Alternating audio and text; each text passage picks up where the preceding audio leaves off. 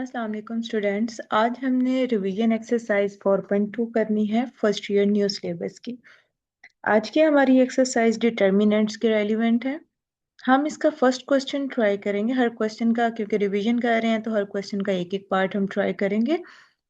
First part है हमारा, हमें डिटर्मिनेंट फाइंड करना है 1 -2 -4 3 -1 -3 -2 3 2। एक बात याद रखना,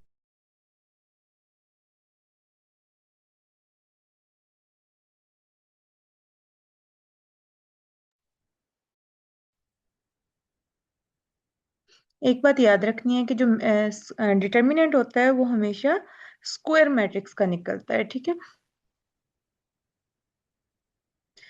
अच्छा, डिटर्मिनेंट निकालने के लिए सबसे पहला रूल आपके पास बड़ा सिंपल सा रूल है। आपने क्या करना है, या तो इसको पहली रो से एक्सपेंड कर ले या फिर इसको पहले कॉलम से एक्सपेंड कर लें। लेट्स सपोज हम यहाँ पे रो से एक्सपेंड करते हैं। पहले नंबर के साथ आपने प्लस का साइन यूज करना है, दूसरे नंबर के साथ आपने माइनस का साइन यूज करना है, तीसरे नंबर के साथ आपने प्लस का। ये साइन इसी तरह से आगे चलते हैं, जैसे minus plus minus plus minus plus minus plus, alternate sign चलते हैं। तो आप जिस भी रो या कॉलम से इसको एक्सपेंड करना चाहें आप इसको कर सकते हैं। हम यहाँ पे इसको फर्स्ट रो से एक्सपेंड कर रहे हैं। आपने क्या करना है, फर्स्ट एलिमेंट लेना है 1, इसकी रो को भी छोड़ देना है और इसके कॉलम को भी छोड़ देना है। जो बाकी बचेगा उसका डिटर्मिनेंट ले लेना है। बाकी हमारे पास आ जाएगा -1 -3 3 और 2। सेकेंड नंबर के साथ मैंने आपको बताया बाय फॉर्मूला हम यूज करते हैं माइनस, और दूसरी टर्म हमारे पास आ रही है -2। इसको ब्रैकेट में लिख लेना है ताकि आपकी माइनस की मिस्टेक ना हो। इसके इसकी रो को छोड़ देना है आपने और इसके कॉलम को छोड़ देना है। जो बाकी चीज आपके पास बचे उसका डिटर्मिनेंट ले लेना है। वो आपके पास आ रहा है 3 -3 -2 और +2। यह आ जाएगा 3 -3 -2 और 2। देन थर्ड रकम के साथ आपका प्लस आना है तो ये -4 ही रहेगा। इसका कॉलम छोड़ दें और इसकी रो छोड़ दें, बाकी आपके पास बचेगा 3 -1 -2 और 3।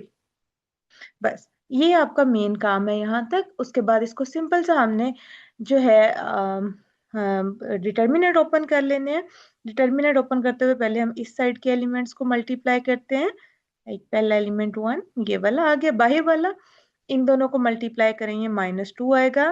डिटर्मिनेंट के फॉर्मूले में हमेशा दरमियान में माइनस आता है, और फिर आपने इधर वाले एलिमेंट्स को मल्टीप्लाई करना है। ये हो जाएगा -9। देन माइनस माइनस +2 हो गया, और फिर इन एलिमेंट्स को मल्टीप्लाई करें 3 × 2,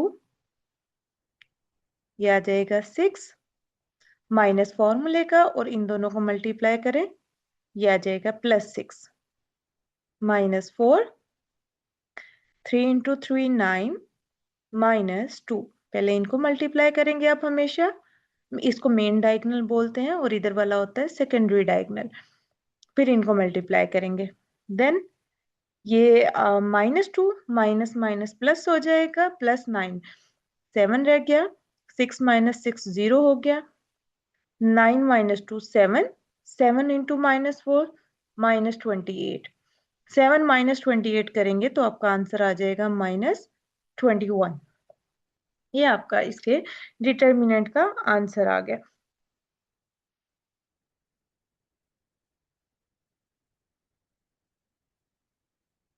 नेक्स्ट आपका क्वेश्चन नंबर सेम इसी तरह से आपके इसके नेक्स्ट 2 पार्ट्स भी हैं। नेक्स्ट आपने इसका क्वेश्चन नंबर 2 करना है, without expansion show that. Without expansion का मतलब यह है कि अभी जो हमने ये काम किया, हमने क्या किया, हमने इस डिटर्मिनेंट को बाय फर्स्ट रो ओपन कर दिया। ठीक है, इसको बोलते हैं विद एक्सपेंशन, कि हमने इसको एक्सपेंड कर दिया। ठीक है। अभी जो क्वेश्चन नंबर 2 है उसमें हमने विदाउट एक्सपेंशन करना है। इसका मतलब हम डिटर्मिनेंट को ओपन नहीं कर सकते, बल्कि हमारे पास कुछ डिटर्मिनेंट की प्रॉपर्टीज हैं, हम उनको यूज करते हुए इस डिटर्मिनेंट का आंसर निकालेंगे। अभी पहले सबसे पहले हम डिटर्मिनेंट की प्रॉपर्टीज को देख लेते हैं कि हमारे पास कौन कौन सी प्रॉपर्टीज हैं। सबसे पहली डिटर्मिनेंट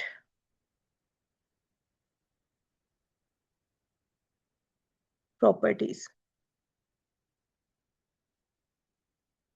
सबसे पहला हमारे पास क्या है कि अगर किसी डिटर्मिनेंट के अंदर कोई एक रो कोई दो रो इक्वल हो जाए, मतलब सेम हो जाए, या कोई दो कॉलम सेम हो जाए, तो उस मैट्रिक्स का डिटर्मिनेंट जो है वो इक्वल टू 0 आएगा।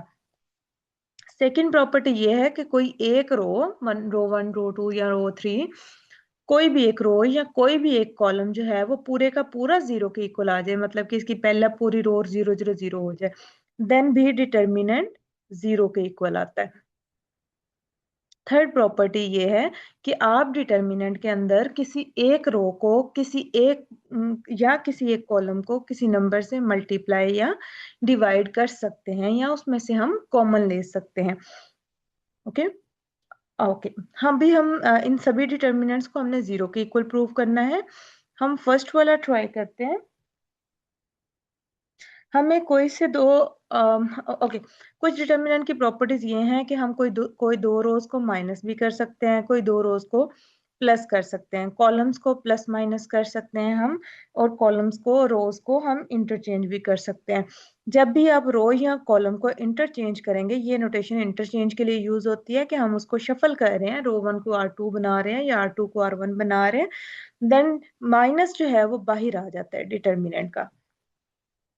अभी हम इसका फर्स्ट क्वेश्चन ट्राई करते हैं। हमारे पास इसका पहला पार्ट है 7 8 9 5 6 7 2 3 4।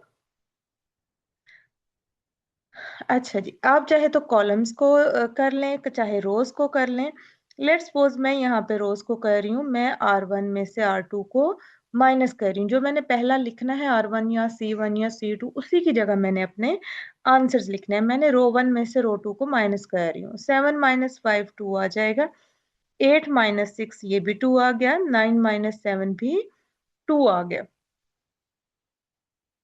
ठीक है, और बाकी जो है वो एज इट इज आ जाएंगे।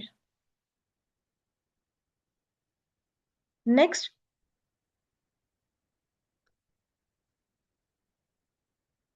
नेक्स्ट मैं R2 में से R3 को माइनस करूंगी। याद रखें, आप कॉलम्स को भी माइनस कर सकते हैं, और यहाँ आपने रो इक्विवेलेंट लिखना होता है, इक्वल नहीं लिखना होता।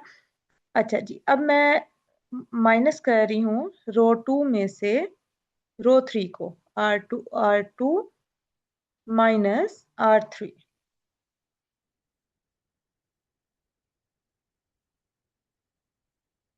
R2 minus R3।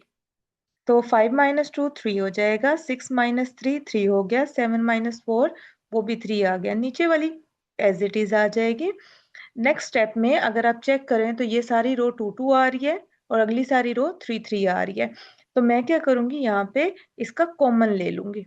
ठीक है, रो इक्विवेलेंट नेक्स्ट मैट्रिक्स बन जाएगा कि पहली रो में से मैंने 2 कॉमन लिया, दूसरी रो में से मैंने 3 कॉमन लिया, तो पहली रो में 1 1 1 बच गया, दूसरी रो में भी 1 1 1 बच गया, बाकी 2 3 4। ठीक है, ये मैंने क्या किया, आप आगे वर्डिंग में इसको लिखेंगे कि R1 में से भी हमने 2 को कॉमन लिया और R2 में से हमने 3 को कॉमन लिया, taking common 2 from R1 and taking common 2 from R2, 3 from R2। ठीक है, अभी क्या है कि R1 इक्वल टू R2 हो गई, तो इसका मतलब ये डिटर्मिनेंट इक्वल टू 0। ये रीजन जो है ये आपने यहाँ पे देनी है कि ये इक्वल टू 0 क्यों हुआ, क्योंकि R1 इक्वल टू R2 हो गई। That's it. नेक्स्ट भी हमारा क्वेश्चन सेम है। आप सिंपल C2 में से C1 को माइनस करेंगे, ये माइनस, बल्कि आप C1 - C2 करेंगे तो आपके C1 वाला कॉलम और C3 वाला कॉलम सेम हो जाएगा, आंसर 0 के इक्वल आ जाएगा। Let's do question 1 part 6। हम यहाँ पे जस्ट एक तो पार्ट्स ट्राई करेंगे, अगर फिर भी आपको किसी पार्ट में कोई मुश्किल पेश आ रही है तो आप कमेंट कर दें, मैसेज कर दें, मैं आपको वो वाला पार्ट भी रिवाइज करवा दूंगी। अभी क्योंकि सिर्फ हमारी रिवीजन चल रही है और एग्जाम्स हैं तो हम सारे सारे पार्ट्स नहीं कर सकते हैं। Okay, third part, six part हम ट्राई करते हैं। B C A square, A B B square, A B C square. हमने इस लेफ्ट साइड को इक्वल टू शो करवाना है, 1 1 1, A square B square C square, A cube B cube C cube के। अगर आप थोड़ा सा यहाँ पे गौर करें, मैंने आपको एक प्रॉपर्टी बताई थी कि हम कॉलम या रो को किसी नंबर से मल्टीप्लाई कर सकते हैं, लेकिन उसमें यही होगा कि मल्टीप्लाई और डिवाइड सेम टाइम पे करेंगे। अगर हम यहाँ पे थोड़ा सा गौर करें तो हमारी जो ये C1 है, सॉरी C2 है, इसमें ए बी सी है, जबकि इधर ए square B square C square आ रहा है। अगर इसमें देखा जाए तो ए क्यूब बी क्यूब है, इधर इधर स्क्वायर है और राइट साइड पे क्यूब आ रहा है। तो हम क्या करेंगे, R1 को अभी लेफ्ट साइड हम ले रहे हैं, लेफ्ट साइड आपने अगेन लिखनी है। R1 को हम मल्टीप्लाई कर रहे हैं ए के साथ, उससे हमारे पास क्या होगा, ए बी सी ये बन जाएगा और दूसरा बनेगा ए स्क्वायर, तीसरा आ जाएगा ए क्यूब। ठीक है, अच्छा इसमें लिखने की जरूरत नहीं है, उसकी रीजन ये मैं सिर्फ यहाँ पे लिख रही हूँ ताकि आपको आइडिया रहे। ए से मल्टीप्लाई भी करना है और हमने ए से डिवाइड भी करना है, ताकि हमारा डिटर्मिनेंट जो है वो बैलेंस रहे। ठीक है, वो मैट्रिसेस होते हैं जिसमें रो और कॉलम ऑपरेशन अप्लाई होते हैं, हम किसी एक नंबर से मल्टीप्लाई कर लेते हैं या डिवाइड कर लेते हैं, उस पर कोई फर्क नहीं पड़ता। लेकिन डिटर्मिनेंट के अंदर आप जिस नंबर से अंदर मल्टीप्लाई करेंगे उससे बाहर डिवाइड भी करेंगे। दूसरे वाले में यहाँ बी मिसिंग है और यहाँ भी एक बी चाहिए, तो हम बी से मल्टीप्लाई भी करेंगे और डिवाइड भी करेंगे।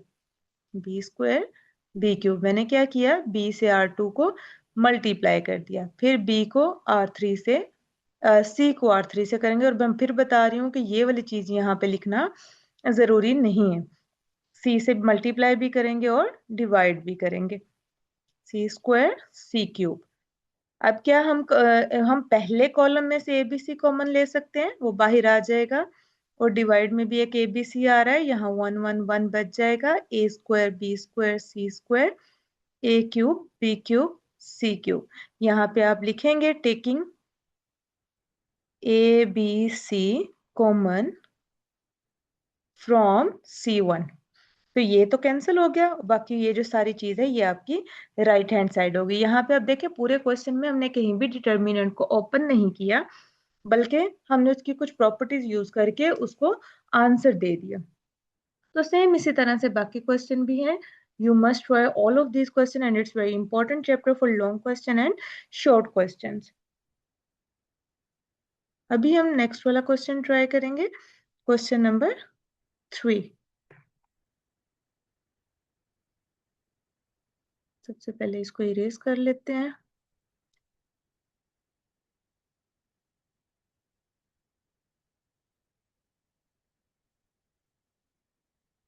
ओके, क्वेश्चन नंबर 3 में भी आपने इसको एक्सपेंड नहीं करना, हाँ हम कर सकते हैं आगे जाके जब हमारा क्वेश्चन सॉल्व ना हो रहा हो। इसमें भी हमने बाय यूजिंग द प्रॉपर्टीज हमने डिटर्मिनेंट्स को लेफ्ट और राइट साइड को इक्वल शो करवाना है। Let's do question number 3 part 2।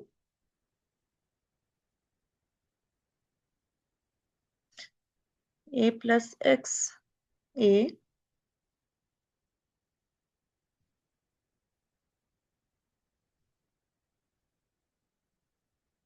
यहाँ पे अगर आप राइट साइड पे देखें तो हमें 3a प्लस एक्स चाहिए और साथ में एक्स क्यूब चाहिए।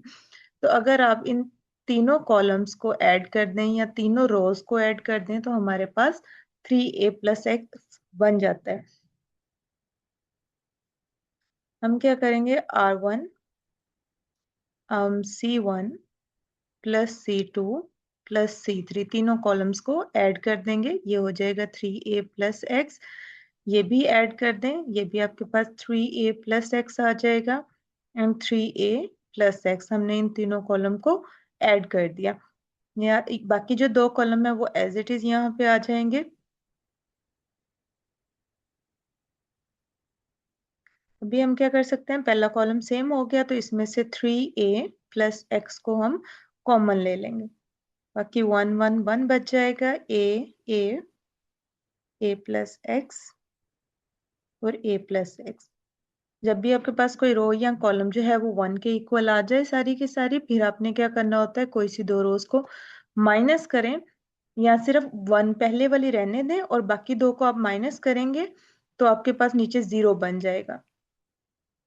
पहली row as it is 1 a, R1 में R2 में से भी R1 को माइनस कर दे, मतलब इस सेकेंड रो में से हमने पहले वाली रो को माइनस करना है। 1 माइनस 1 ये 0 आ जाएगा, a माइनस एक्स माइनस ए करेंगे तो सिर्फ x रह जाएगा, ये a माइनस ए 0 हो गया।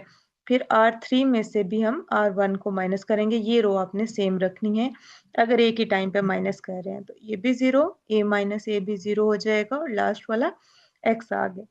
देन हम इसको एक्सपेंड कर लेंगे by row one, by column 1, पहली रकम के साथ प्लस, दूसरा माइनस, फिर प्लस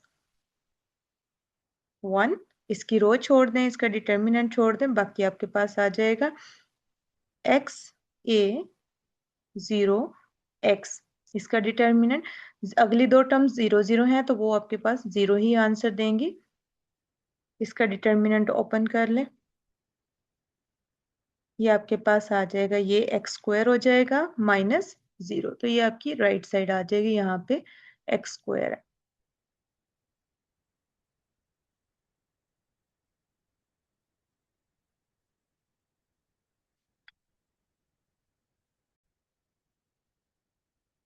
सेम इसी तरह से इसके बाकी पार्ट्स भी होंगे।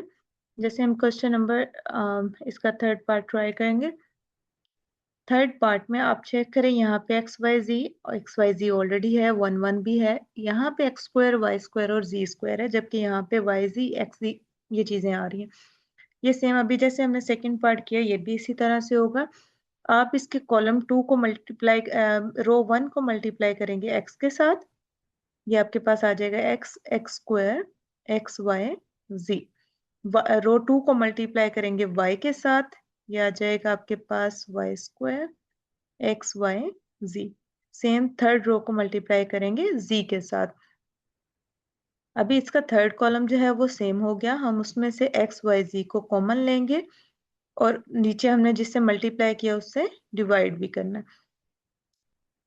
बाकी आ जाएगा एक्स वाई जी एक्स स्क्वायर वाई स्क्वायर जी स्क्वायर 1 1 1। ठीक है, लेकिन अभी भी ये हमारे पास जो हम राइट साइड पे चाहिए उसमें ये 1 1 हमें पहले कॉलम पे चाहिए, तो हम क्या करेंगे, C1 को इंटरचेंज कर लेंगे C3 के साथ, ये हमारा आ जाएगा 1 1 1 पहले आ जाएगा और एक्स वाई जी एंड पे आ जाएगा। लेकिन जब भी आप किसी दो रोज को या दो कॉलम को इंटरचेंज करेंगे तो बाहर एक माइनस साइन आएगा। अभी भी हमारे क्वेश्चन में हमें सेकंड कॉलम में एक्स वाई जी चाहिए और स्क्वायर वाला बाद में चाहिए, तो हम C2 और C3 को इंटरचेंज करेंगे, ये आ जाएगा एक्स वाई जी x square Y square C square, और इसका भी एक माइनस साइन बाहर आएगा और ये वाला माइनस जो है हमारा प्लस हो जाएगा। सेम इसी तरह से बाकी क्वेश्चंस हैं, आप इनको ट्राई करें।